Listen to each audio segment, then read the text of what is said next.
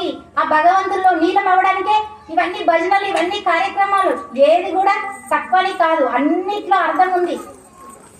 ఏది చెప్పిన last final ఏంటి అంటే యోగివిక అర్జున అంటాడు శ్రీకృష్ణ పరమాత్ముడు.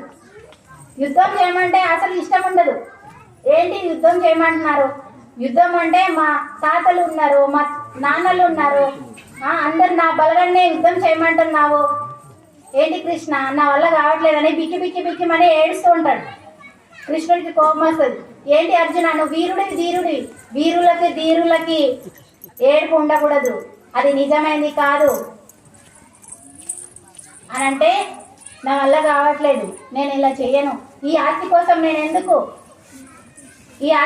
నేనెందుకు, నాకు కావాలంటే నేను బిచ్చమే ఎత్తుకొనైనా బతుకుతాను, కానీ నాకు వాళ్ళని నేను చంపను, వాళ్ళతో నేను యుద్ధం చేయనని బాగా ఏడుస్తాడు, బాగా బాధపడతాడు.